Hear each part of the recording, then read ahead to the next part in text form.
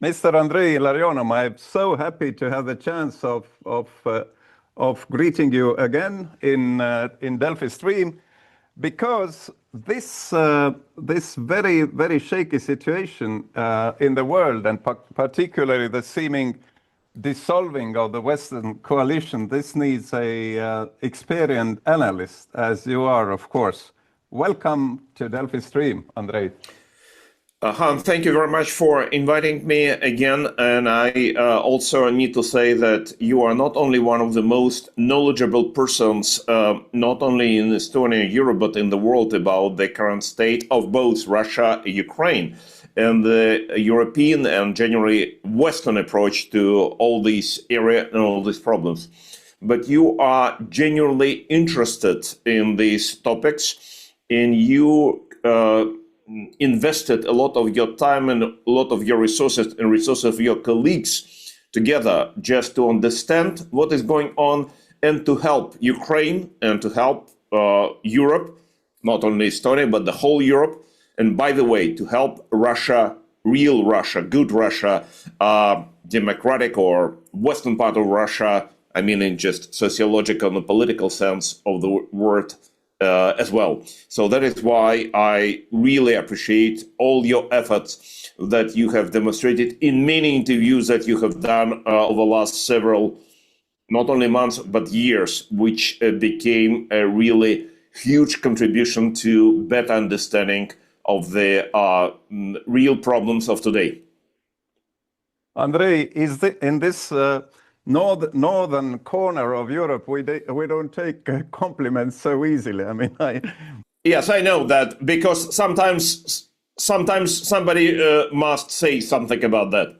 Yes, but why I'm doing this is, of course, that three of my four grandparents were arrested, taken to Russia, and died there. So I never got even to see them. So I have some strong personal motivation here. But yes, we are at the moment of mystery when we are witnessing history. And I want to raise at first point for our discussion the very strange dissolving of the Western solidarity and the coalition, as opposed to what we were thinking and what it seemed to be at the beginning of the big war in Ukraine in February 22.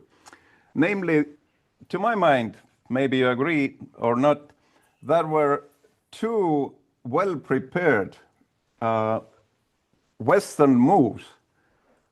One of them being the Lend-Lease Act, signed in May 22 by President Joe Biden, which would have very radically changed the situation for the good of Ukraine. And the second is, of course, the one sanction which was prepared by a very large coalition, and by which the foreign reserves, about 250 to 300 billion of Russian Federation, were blocked in abroad. So those two moves were prepared. They were more or less consensus about them, and they did not happen. What a tragedy. Your comment, please. There are many comments. The first one is the decision that has been prepared by the US Congress and US Senate to help Ukraine with Lend-Lease legislation, as we learned later, has not been taken seriously by the executive branch, by the US President Joe Biden. He has signed this document knowing fully well that he was not going to use this instrument. So that is why it was betrayal. It was betrayal not only of Ukraine, but it was a betrayal of own Congress, own Senate, own House of Representatives. Biden has signed this document knowing fully well that he is not going to execute this law of the United States Congress. Is it possible in the United States the citizen of which I suppose you are, Andrei, is it possible for the president, who is, of course, a prime minister in the same person, not to commit to the act which was very clearly, almost unanimously accepted by both the Congress and the Senate? As we have seen, it was possible. And as we found over the last few years, there is a lot of things possible that we never thought it was possible. It means that either something in the Western countries, in the Western institutions has changed so dramatically, or it never existed and we took it for granted as something that did not exist. I tend to believe that there is a dramatic changes in the Western institutions, in the Western psychology, and in Western ethics that happened both in Europe and the United States. And from the point of view of so-called Westerners, the most Western countries right now are not those that are in Western Europe or in the United States, but more in Central Europe, or some people would say Eastern Europe, some kind of Western countries of the Central Europe. So the Westerners, it is not a geographical term. It's a term of political system, legal system, and the most important, ethical system, because ethical system is a ground, is a real basement for all other political or legal or lawful institutions that do exist. And from this point of view, number of Central European countries, Estonia among them, are also Westerners in that part of the world is much stronger now in the last years than in many other countries of the Western Europe and North America. If we analyze the situation right after the 24th of February, 22, when the war broke out, Russian aggression broke out, it is very easy to come to the conclusion that all of those leaders of continental Europe, not England, not Prime Minister Boris Johnson, but continental Europe, specifically the biggest countries of Western Europe and US President Biden, they were just too calculative, or they were cowards, or they had some information which we since have not found out. They were reluctant to fulfill their promises and follow their brave words.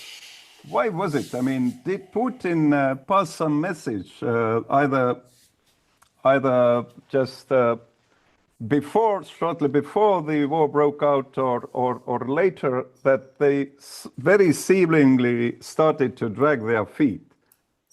As an example, the General Secretary of NATO, Stoltenberg, as well as Chancellor Olaf Scholz, and if I'm not mistaken, President Macron immediately declared that NATO is not going to be a part of military defense of Ukraine. Why was this? No, there are no NATO combat troops, no troops, NATO troops at all inside Ukraine. We have made it clear that we don't have any plans and intention of deploying NATO troops to Ukraine. Weakness, both political weakness as well as intellectual weakness. Inability to understand the real situation in Europe, inability to understand and recognize the challenges, the threat that is being posed by current Putin's Russia, not only to Ukraine, not only to Central Europe, but the whole Europe and to the international order. And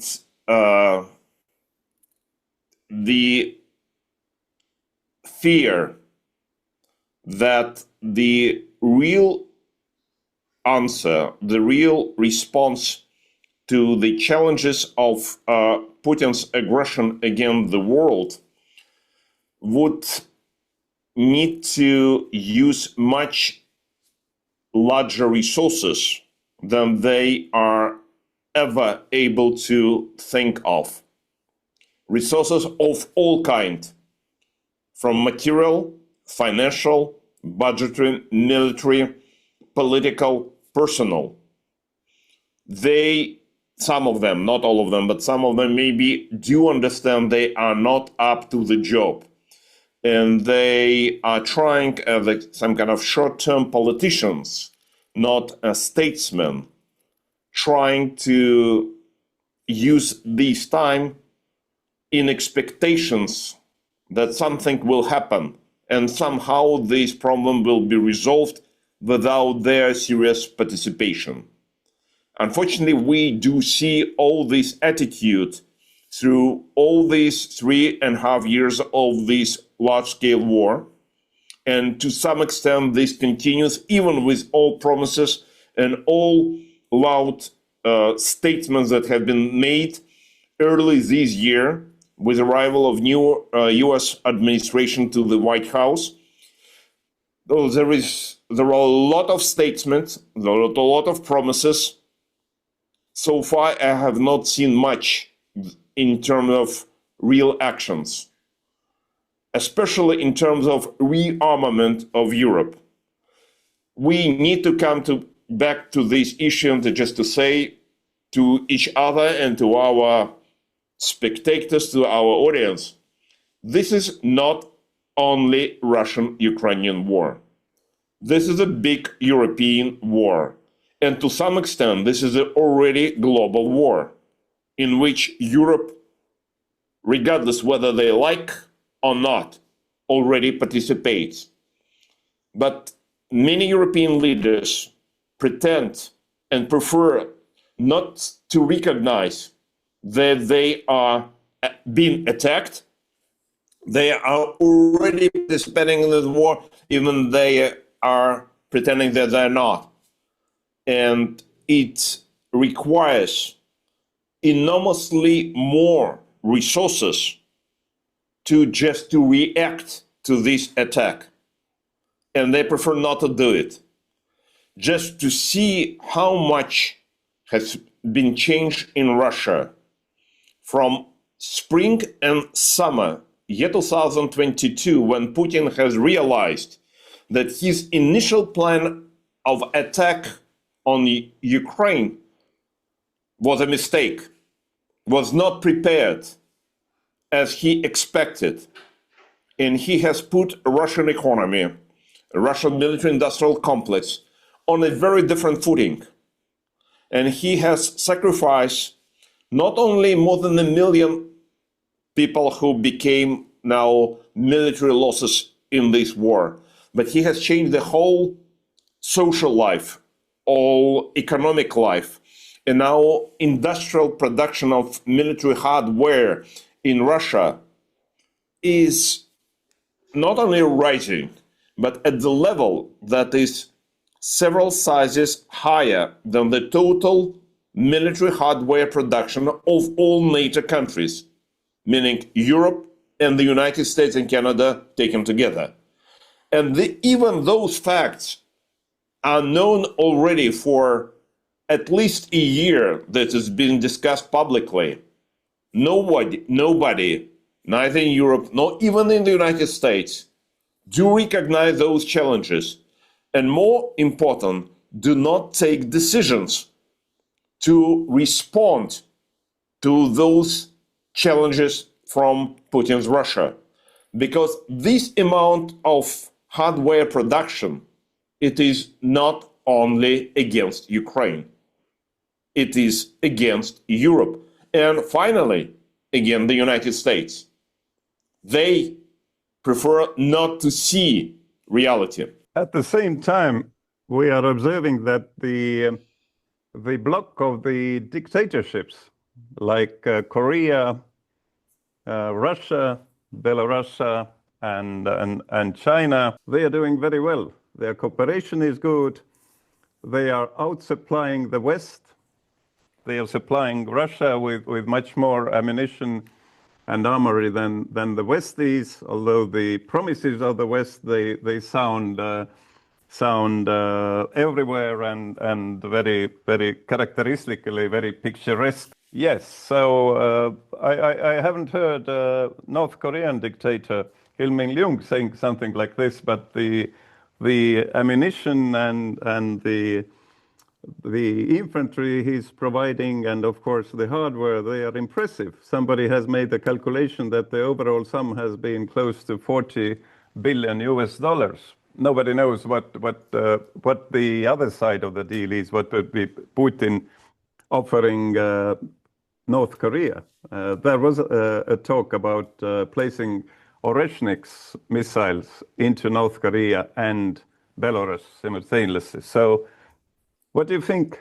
Why is this? Why is Eastern coalition not afraid to supply the aggressor, Russia, and why they seem to have more coercion and cooperation than the West?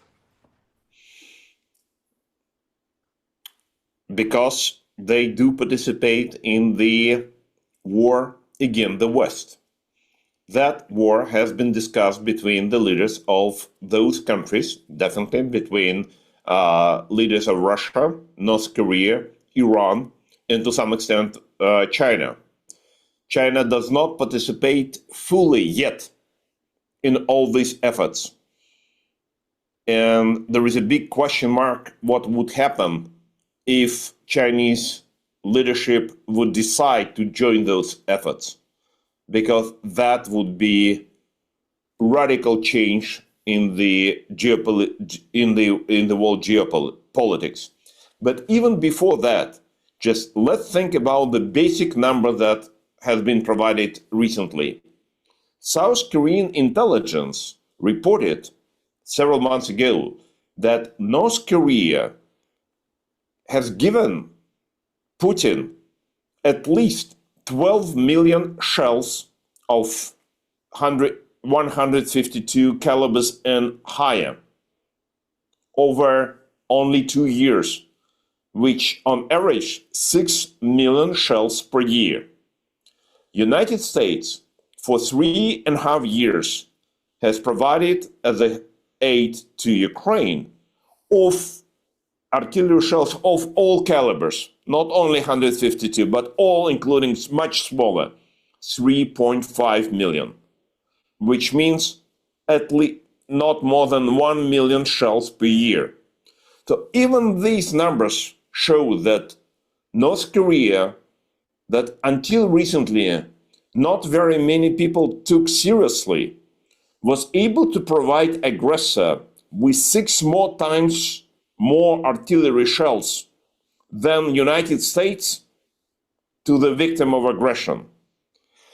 These calculations and these numbers attracts our attention and must attract attention of all military specialists around the world about the real balance of power, real balance of military power in this world.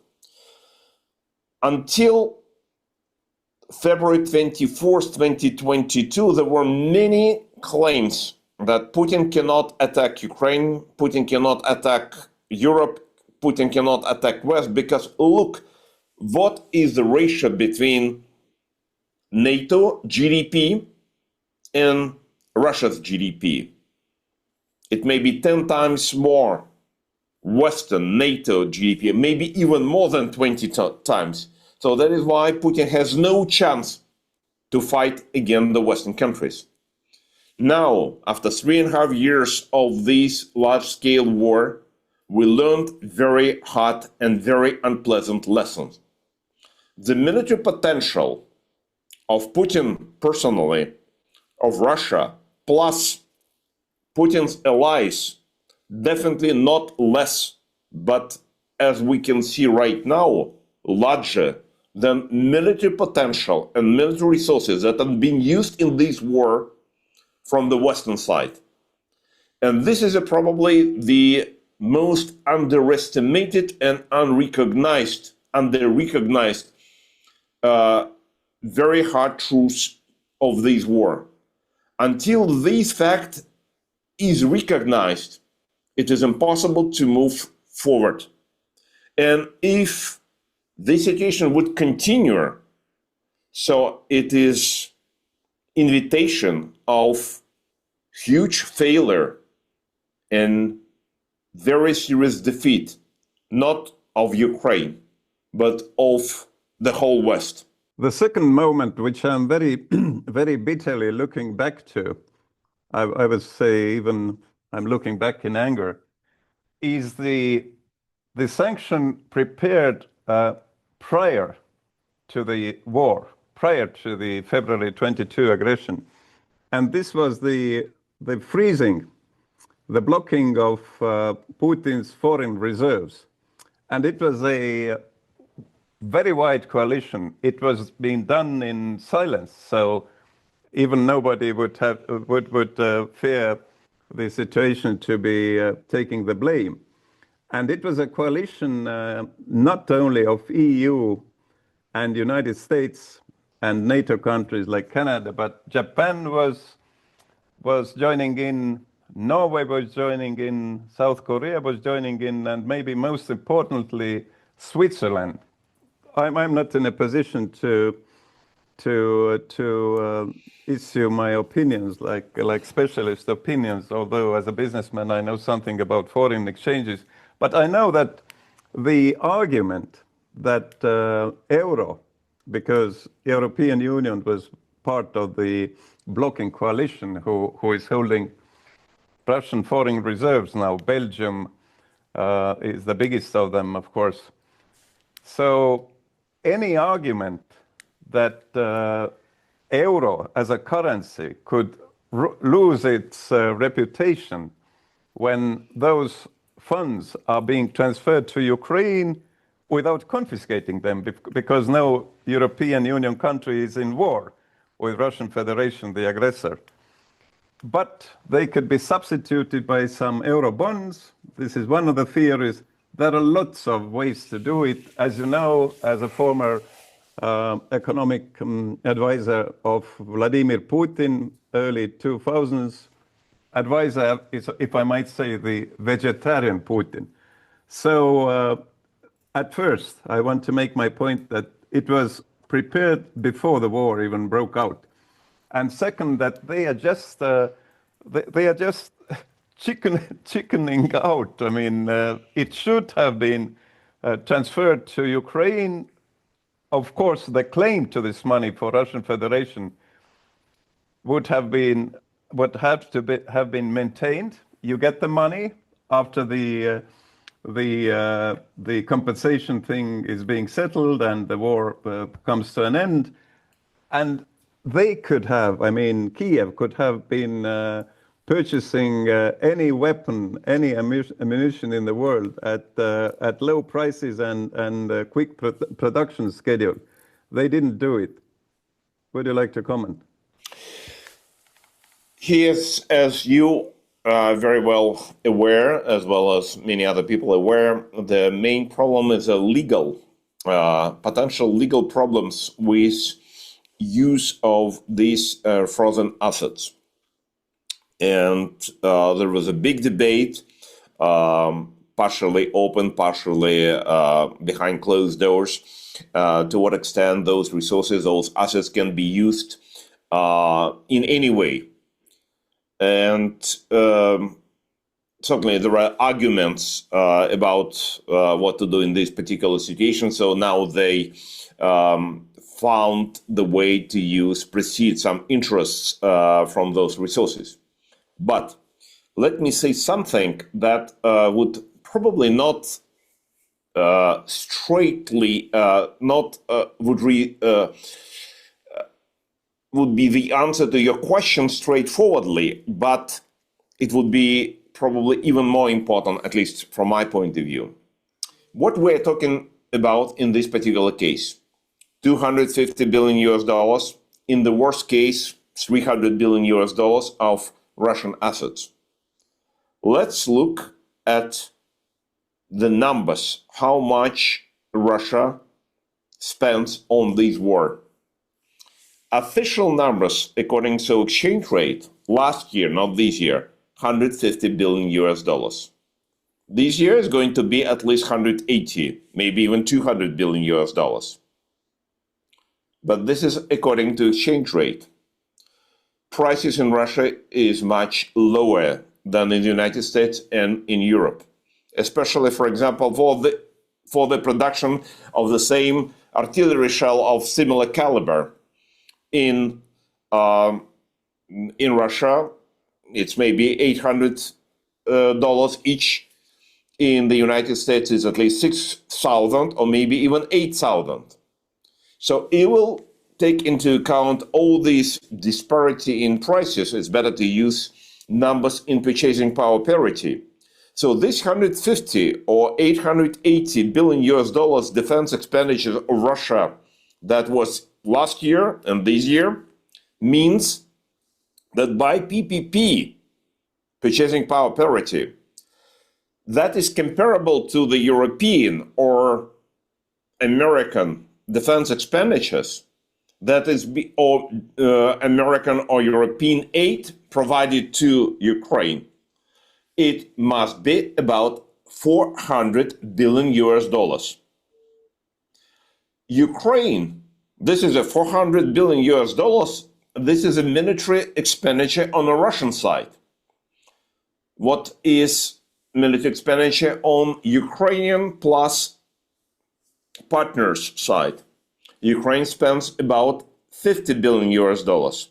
Yeah, we need to multiply at least by 3, so it will be 150 billion US dollars in PPP prices. And we need to add all military aid that provided by the United States, Canada, European countries, other countries to Ukraine according to this level of prices. And we would find not more than 20 billion US dollars a year. So that is why we have this calculation. On one hand, on the side of aggressor, military expenditure is close to 400 billion US dollars. On the side of victim of aggressions, it's 170, maybe 180 billion US dollars. Disparity at least 2 to 1. There is no long-term war that can be won with such a ratio. So that is why, regardless how ingenious will be or are in reality Ukrainians, how much they are ready to sacrifice themselves to defend in our own country, God loves big battalions, as Napoleon used to say. So that is why in long-term wars, it is crucial to have at least parity in military resources that have been used by both sides, just to have a chance to win long-term war, not short-term war. So that is why the crucial issue for Ukraine and for the whole Western camp is to raise level of military expenditures of all kinds, including for drone production, including anti-aircraft defense, and all others, long-term missiles, so on, to the level comparable to the Russian side, which is, once again, at today's level, $400 billion. We don't know what will be tomorrow. But for today, it is 400 billion US dollar, according to PPP. Ukraine.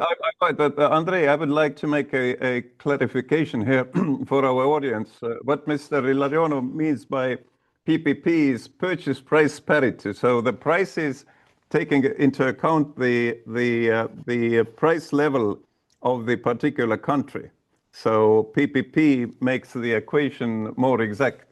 Not every worker in every country is being paid the same salary. So, sorry. Yeah, so that is why the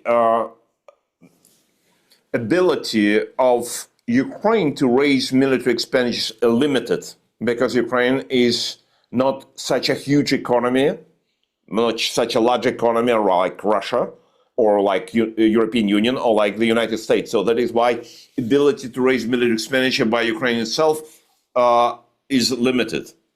That is why the most important way to do it is just to provide aid from European or American partners to the level that will fill the gap and to reach something similar to parity with the Russian side. That is why we need to talk about the military aid to Ukraine annually at level about 200 billion US dollars, not 20 or 25 or 30 billion US dollars as real delivery to Ukraine as it was annually through these 3.5 years of the large-scale war, but at level 10 times higher than it was before. But it's only to get parity. So that is why I am trying to some kind of redirect attention from using even this, whatever, 850 or 300 billion US dollars of frozen assets from the Russian Federation, that even all of them are being used, it will be enough only for 1 year of these of the support to Ukraine. We need to think not only about accumulated assets that have been taken from Russia, but about flows that would continue every year. Last year, this year, next year, the year after the next, as long as it takes. Because this war is not going to end anytime soon, and nobody knows how long this war would continue. And those military support would be needed for Ukraine and for partners of Ukraine for all those years. So that is why we need to think about the mechanism, how to support Ukraine not only once, but forever. Also including not only budgets of countries that are partners of Ukraine right now. That's good, and thanks a lot to the help from European and American partners of Ukraine. But we need to think how to use resources of aggressor to help Ukraine. And that is why we need to think about not only seizing and using assets of Russian Federation, which is we already touch upon, but we need to think how to use export proceeds of the Russian Federation, how to redirect them in order to use them to support defense and economic efforts of Ukraine. So that is why the idea of smart sanctions, sanctions that would use part of the export proceeds from the Russian Federation to send them to Ukraine. It would not disrupt international trade. It would not remove oil or any other energy from the world market that would make some problem, would create some problems for the world economy, but would use proceeds from those exports for support of Ukraine. Okay, I couldn't agree more.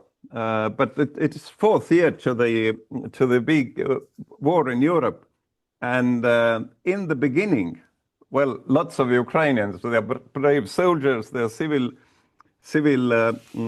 persons were alive, and their country was not being half destroyed as it I'm afraid is now. So at those points of decision, the West was more or less united.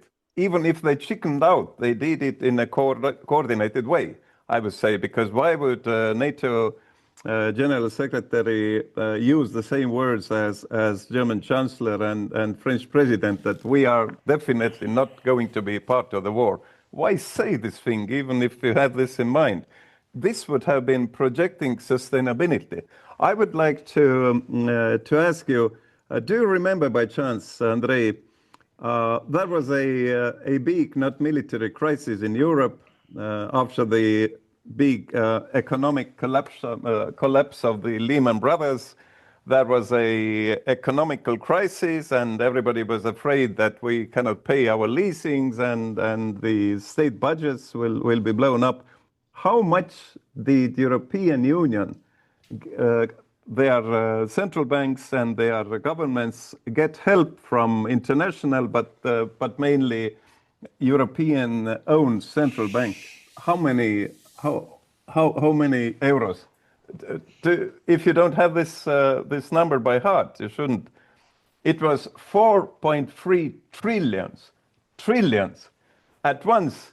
Some of them share money, extended lending lines, credit lines, and some of them as guarantees, which Ukraine very much missed in the first year.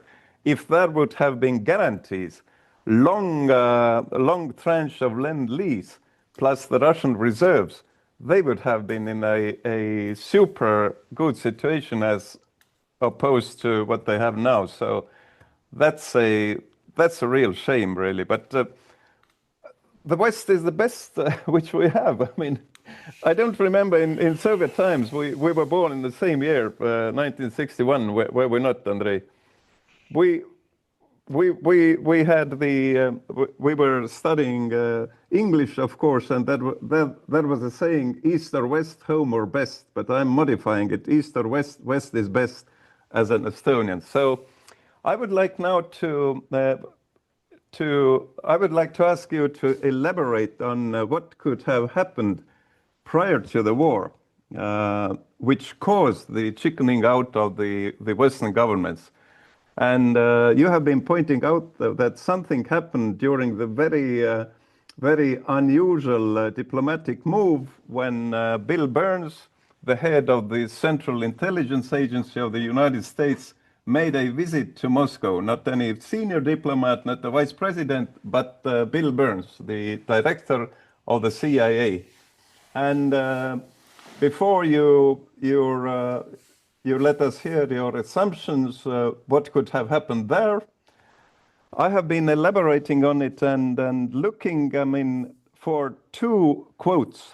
One was the very queer and unexpected quote by President Joe Biden when he said that if Russia is going to commit to a smaller violation of the border, of smaller aggression, maybe U.S. doesn't see a cause to interfere. And the second is when Dmitry Peskov, the PR leader of Kremlin, gave his comment on the visit of CIA Director Bill Burns. He said that Mr. Putin and the director of CIA were addressing the bilateral relations, the crisis situation in the diplomatic practice, and they exchanged views on regional conflicts. So maybe Moscow deceived. They performed a nice deception on Bill Burns to give a sign that there could be something looking like an attack on Ukraine, but it's not going to be anything serious. What happened in November, by the way, 2021, during this visit in Moscow? Hans, may I use your question just to put more information for our conversation in this regard? What happened even before this visit by Mr. Burns to Moscow? On the week of October 15th, CIA and US intelligence had in their possession, as they claimed later, information according to which Putin was going to attack Ukraine with large-scale war. We had a wonderful book by John Sullivan, don't mix with Jake Sullivan, John Sullivan. The ambassador to Moscow, you mean? Correct, yes. I have read it, yes.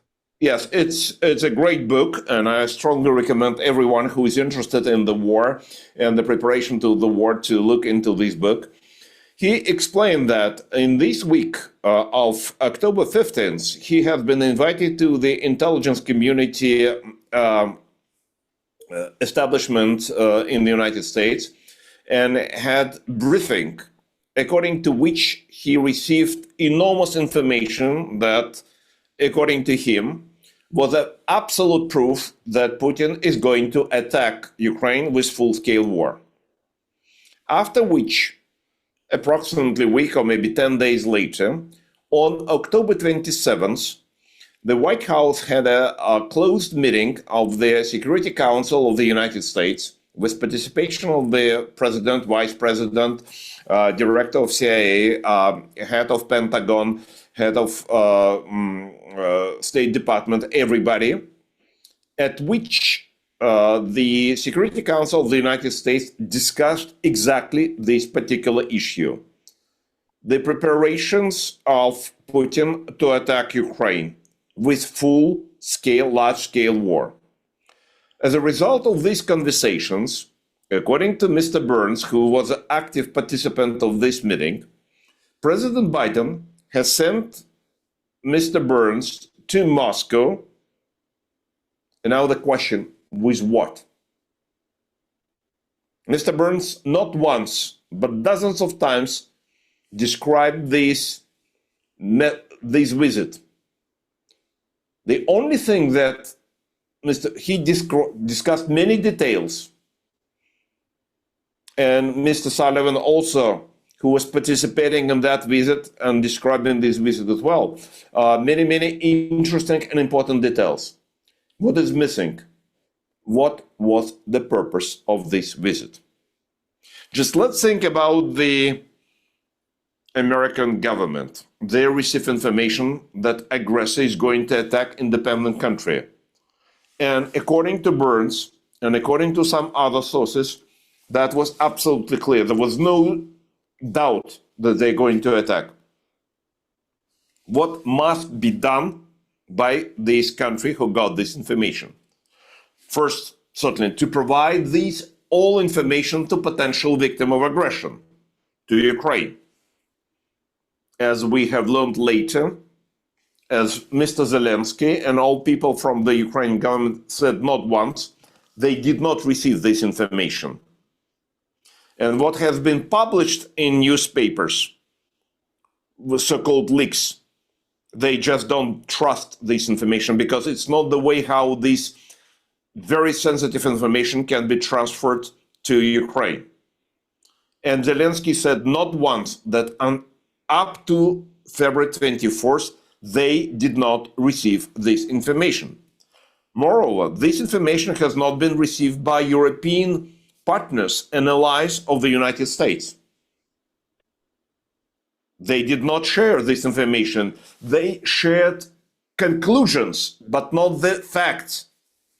Okay, Andrei, what the top panelist of CIA later told me in an interview was that the CIA and diplomats, they personally made visits to their colleagues, like the Bundesnachrichtendienst, the German intelligence, and the others, to give some details. For instance, the three directions of attack: Kherson, Belarus, and the east of Ukraine, and also about there already being in Kiev some sabotage teams of Russian GRU in order to arrest or even shoot somebody. So some information was being forwarded, but the Westerners, the Europeans, didn't believe it because they had the very murky experience of the information of mass weapons mass destruction weapons in Iraq.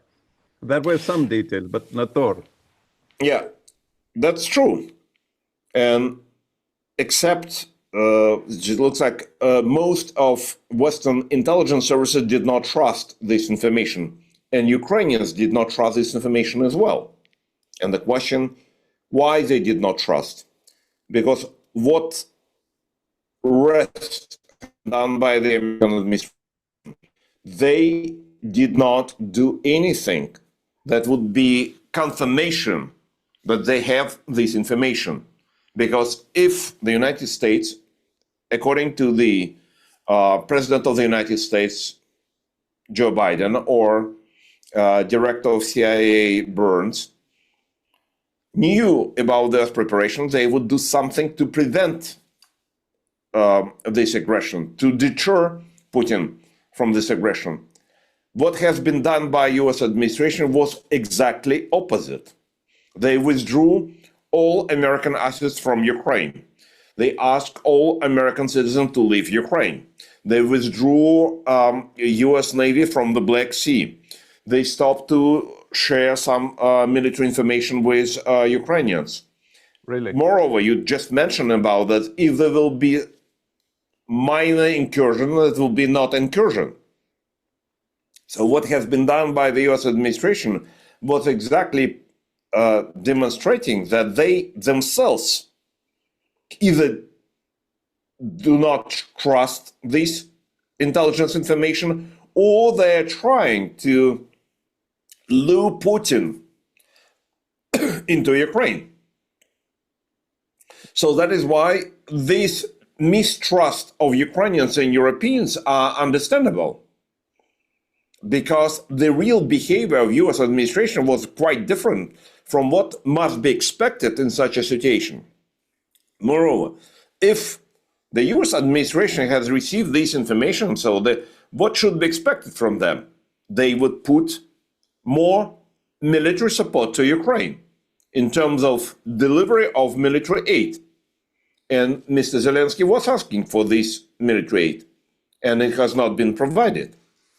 Moreover, it would be very easy, and we have discussed it just prior to that, in the last months of 21 and early months of 22, including at the Munich Conference on Security, just send American troops into Ukraine when there is no large-scale war. And those troops would not participate in this war, but they will be located there. They will be deployed there. The physical presence of American troops in Ukraine, and I will mention exact position of this potential US brigade on the Ukrainian soil in Novaya Kakhovka, where the big dam was being exploded. Exactly, just on the direction of the main thrust of the Russian troops towards Dnieper. And it's not a guarantee, but there was a suggestion that it could cool down substantially intentions of Putin to attack Ukraine, because in that particular case, he would be dealing not only with Ukrainians, but with Americans. That was the same logic to deploy NATO troops into Estonia, Latvia, and Lithuania after the invasion into Crimea. And those troops have been deployed in year 2015. And at least so far, for the last 10 years, they were able to deter attacks and aggressions of Russian Federation against Baltic countries. So the idea was to repeat the same approach in case of Ukraine. What has been done by American administration, they did exactly opposite. So that is why this visit, and by the way, Mr. Burns, not once, but once again, dozens of times, when he described his visit to Kremlin, his conversations with people close to Putin and to Putin himself, that he said that he returned from Moscow even more convinced that Putin is going to attack Ukraine. Okay.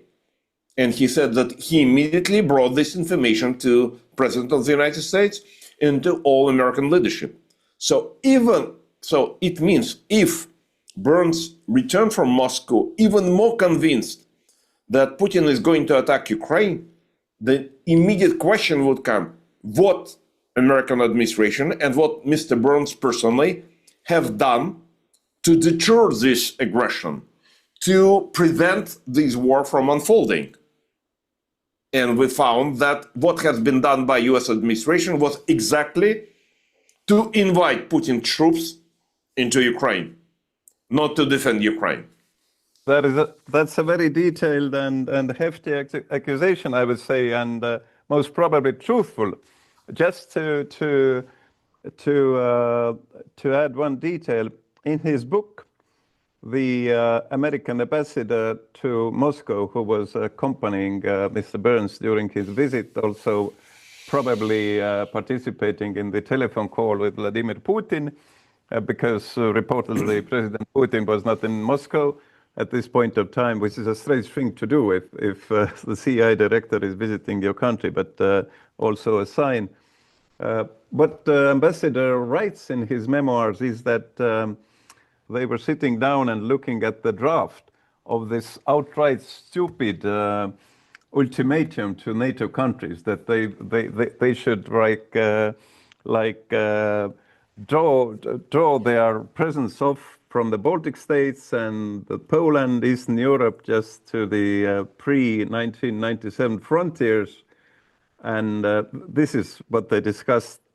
I would like to find ways to explain what happened with the Western coalition before and immediately after the war. And I was thinking about a famous slogan in France in the year 1939. France, of course, had been participating in the First World War, in the terrible killing on the front lines.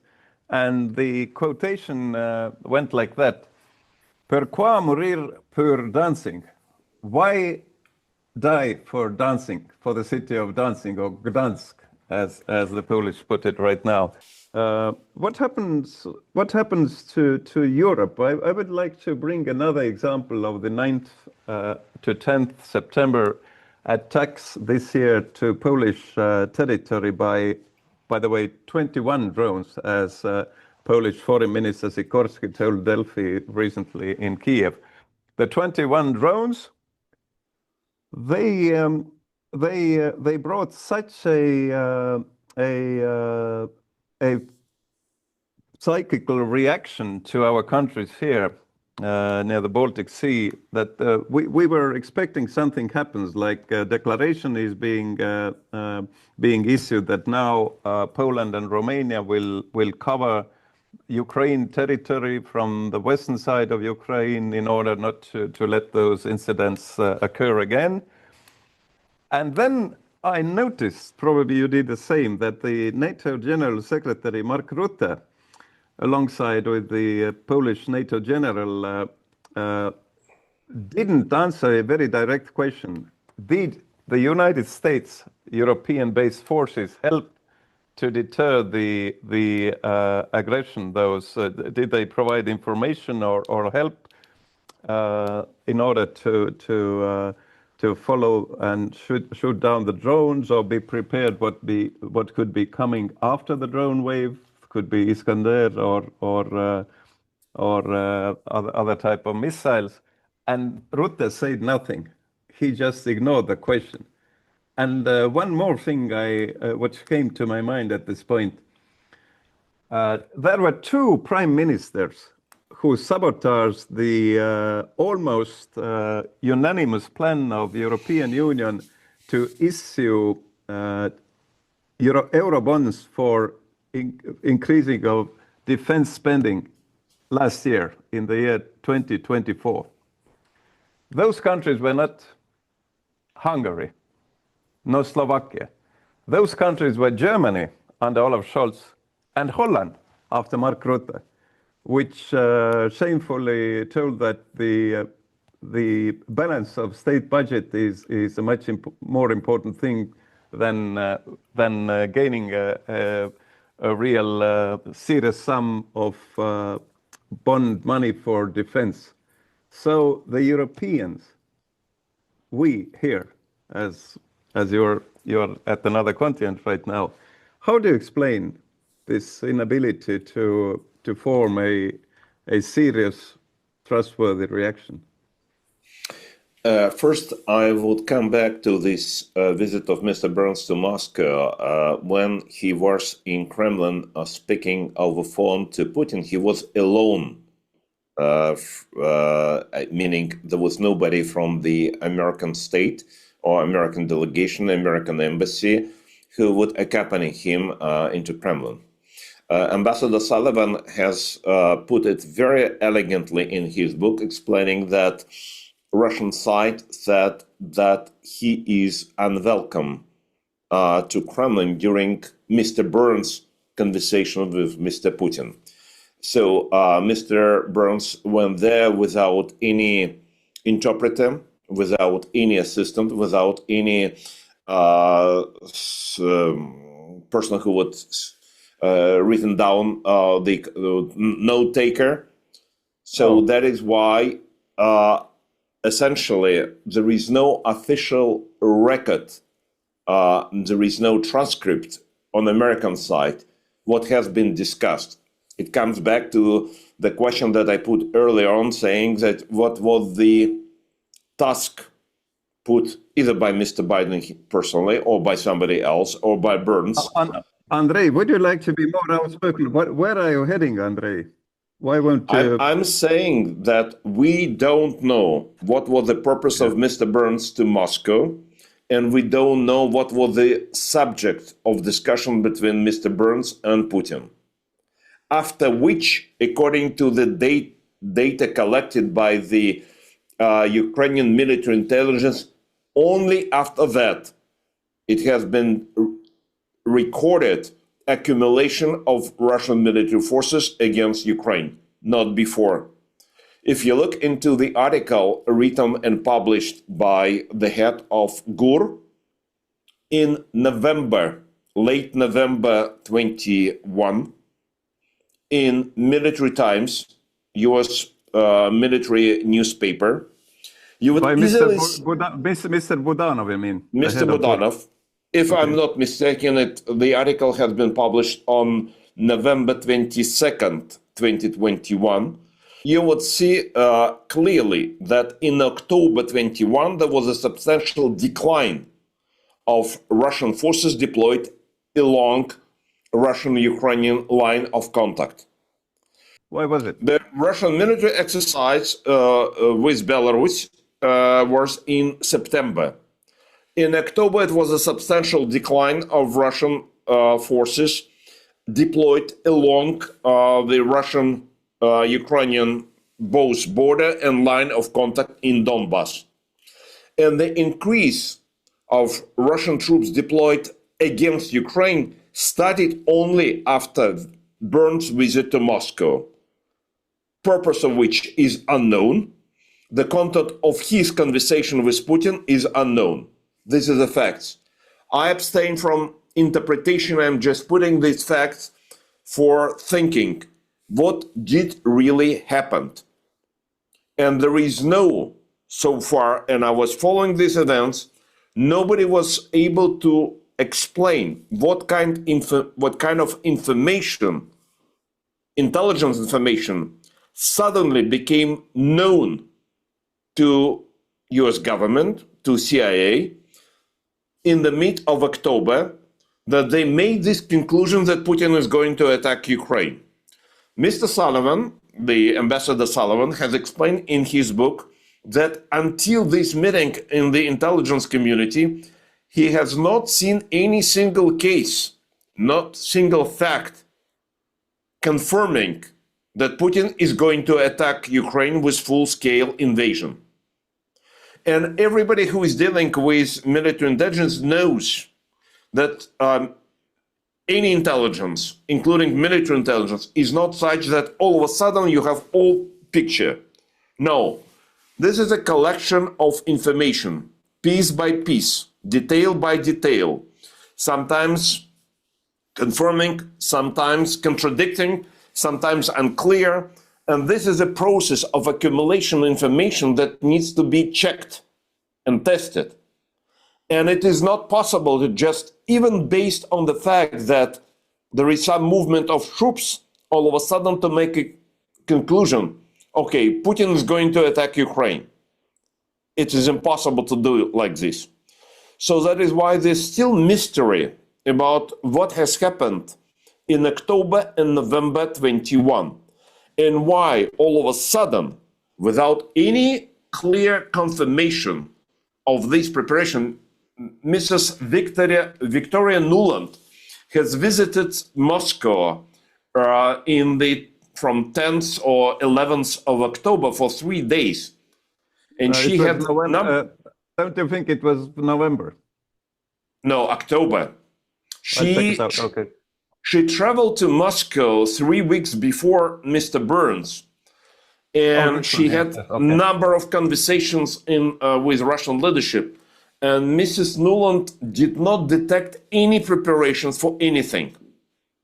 And it was an attempt, actually, it was a kind of the positive development reasonably positive development in bilateral relations between United States and Russia. So once again, I'm just saying that there is a lot of mystery about the so-called intelligence information that Mr. Burns was using so widely and so much bragging about over the last 3 or now 4 years, but we still don't know what has happened back then. Now, coming back to your question about the solidarity and the unity of Europeans. There are many reasons might be used, starting from the social cohesion of particular society, or budget situation in a particular country, or the lack of military expenditures, or readiness, not full readiness, partial readiness to substantial military engagement with Russia directly or via Ukraine. It is understandable.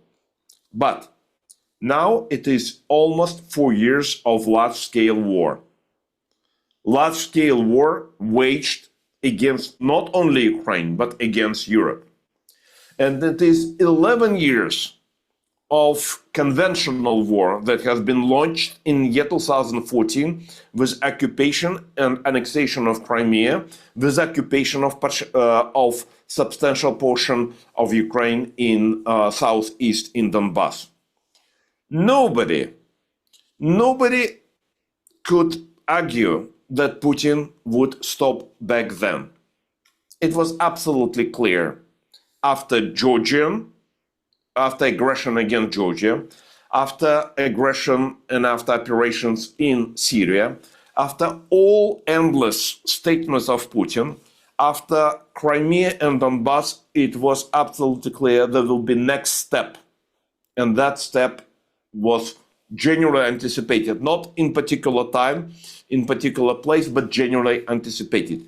Now, once again, it is almost 4 years of this large-scale war. So that is why this is a decision that must be taken or must not be taken by European leaders. If it is not taken, it means, regardless what explanation would be, and lack of desire or lack of readiness to save themselves, not only to defend Ukraine, but save themselves. One of the preliminary conclusions for such a situation is the death of NATO. It is very painful, but it's necessary to state. NATO in the current state is not viable project. Really? It was a good alliance. That alliance did help to keep a relative peace in Europe for almost 80 years, but now this alliance cannot fulfill the tasks that for which it has been created. You mentioned already these couple of countries that do not participate in general activities of other NATO countries, and leaders of those countries went to China to participate in summit of Shanghai Security Organization, which essentially understood as alternative to NATO, and actually to some extent, adversary to NATO. So, and 2 countries, Hungary and Slovakia, and Turkey. So that is why altogether 3 countries from NATO traveled to the adversary to NATO. We have a new administration, already not so much new administration in the United States, that has very clearly stated that the United States is not going to participate in the defense of Europe. And even this case of Polish of the drone attack on Poland territory and also on Romanian territory, and 1 drone on Lithuanian territory, just demonstrated that the United States is not ready, under the current leadership, is not going to participate in the collective defense of Europe. Not Ukraine, but NATO Europe. You mentioned a couple of cases of countries that do not participate in collective economic/financial method actions in defense of Europe.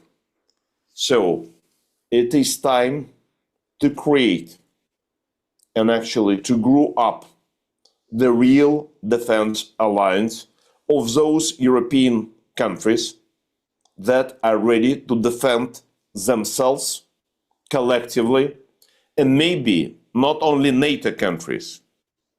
And I mean Ukraine, that has largest, strongest, the most effective, and the most battle-proven army on the European continent right now. What form, what shape this particular alliance will take, nobody knows. But we can think about a number of countries that, to my understanding, is much more ready for such efforts. Among them would be definitely Ukraine number one, Poland, Baltic countries, Scandinavian countries, Britain. And thinking about that, we need to come back to history at least of the last 5 centuries. We have many cases when forces from the East, let's put it such way, because there were different countries, different regimes, different political regimes, different government systems, were trying to attack Europe, Western neighbors. In many cases, forces of the East won and took territories and took people and enslaved many of them and killed many of them. But not all those cases were successful for the Eastern aggressor. And we need to study those cases when it was not a victory for the Eastern aggressor. Well, analyst from Washington, Andrei Illarionov, thank you indeed for this thorough analysis. Thank you for our conversation, and I wish you would have time in the future to devote your new strategic ideas. Meanwhile, I wish we would accomplish what you proposed in our stream. Thank you very much, Andrei. Thank you very much, Hans. All the best. All the best.